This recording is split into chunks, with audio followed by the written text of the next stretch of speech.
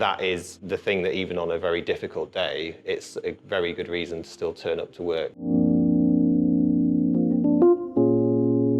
I'm Charles. I am the head of product marketing at a company called Genio. We help learners unlock better learning essentially through our tools and now courses. And we work with over 1,000 universities and colleges globally, lots of them in the US and the UK. What sparked your interest to work for Genio, but also just in tech generally?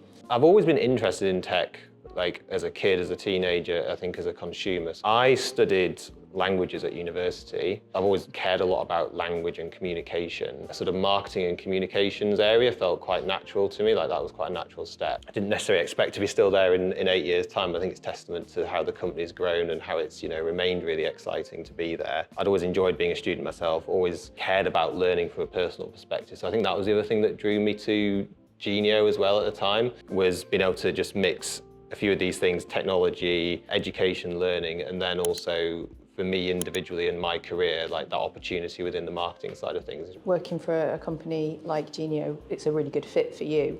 What's your motivation when you go to work each day? I think it's easy to stay motivated because although it's an 8-year stretch, a lot has happened in that time. So actually we've been through 2 rebrands in that time. The company has probably around 5 times the size it was when I joined as well. But the other important side is the end user of our product is ultimately a student. We have these video testimonials that we sort of generate through our tools. You get to see the impact like daily of what we're doing with our technologies. You're getting to listen to the students talking about how it's been the thing that has stopped them from leaving university. It's like the fact that they've been able to access the content and the education in a way that's really worked for them.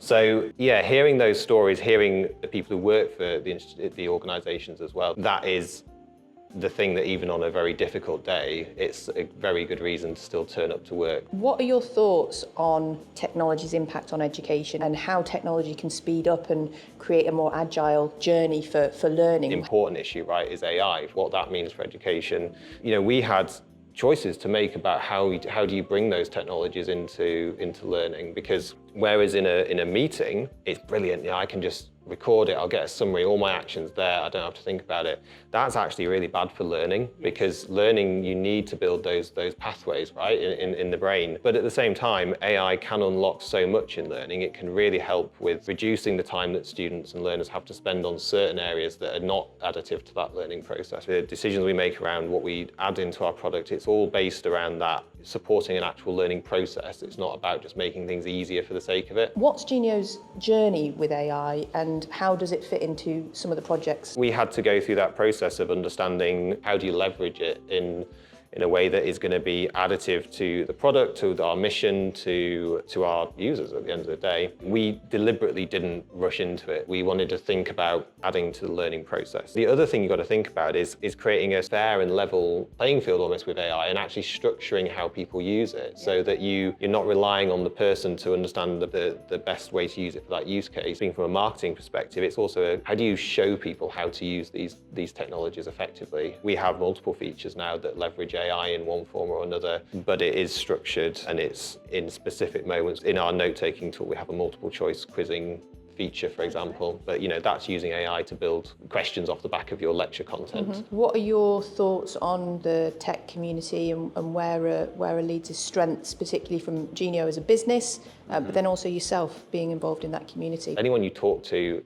has only got good things to say, I find, around the community and the people who work in tech. It's obviously growing as well. I think I read on your website it's growing 125% faster than the average, right? So that's really great to see, and you can feel that. Having worked in the city for 8 years, there is more going on each year. The biggest strength is in those communities. We've got great businesses, but actually it's the way that the people who work for them come together.